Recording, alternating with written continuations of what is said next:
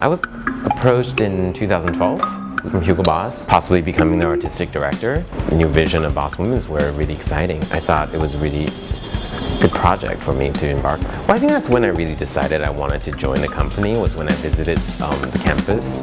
We call it the campus in Metzing. You arrive and there's, a lot of greenery, trees, land. And then, in the middle of it all are sort of 10 all-glass modernist buildings that are, I thought that was kind of really the starting point where the whole collection came from, was that idea of nature versus architecture. And then I think you can really see that influence right down to our first show in February, where literally the show venue itself was a recreation of the Hugo Boss campus. I think the women's wear collection, the Boss Women's Wear collection, is quite young, and I think what I bring to it is a distinct point of view that is quite feminine and wearable and modern. I never looked at the runway and real life as two separate things, and I really like the idea of incorporating the dream and the bigger ideas of fashion, incorporating that into our daily lives. And I think with the first Boss Women's Wear collection I've created,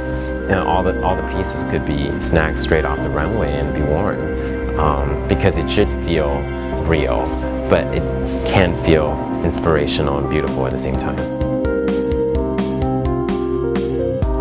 It's interesting you mentioned the two names, because I thought Edie Campbell was the perfect face for Boss, my first collection for Boss Women's Wear, because she just feels like the embodiment of the modern woman. So I think in many ways that felt like the very right face for Boss. But at the same time, on the other hand, the Boss woman is not just one person. I think different iterations of her, and I thought Stella Tennant closing the show, and there's something quite handsome and quite striking, but there was nothing masculine about it. It felt really feminine, but it felt really cool also in a whole different way, because that felt like the two very strong iterations of the Boss Women's Wear that I wanted to create, and that it is versatile, but there is that sense of command and confidence that you get in two very different ways.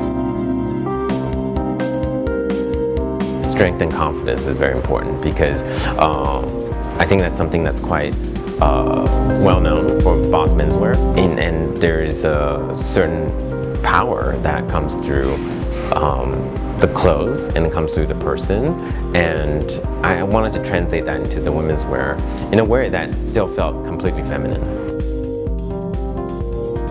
And people ask me what the difference is designing my own label and designing for Hugo Boss. The difference is really, with my own collection, it's very personal, it's my aesthetic, it's very romantic.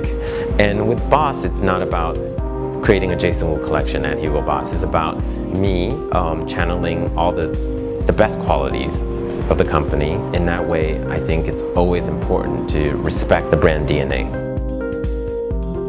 I think I've been training to be a fashion designer my whole life, and I think in different ways, and maybe sometimes in ways I don't realize. But yeah, I think definitely I wanted to be a fashion designer my entire life, and I think when my mom bought me my first sewing machine, it kind of sealed the deal. I think that's when my love affair with fashion really begun. Up to today, it's still very much deeply rooted in what I do, is the craftsmanship, and that's true for my own brand, and it's very true for Boss, and done very differently.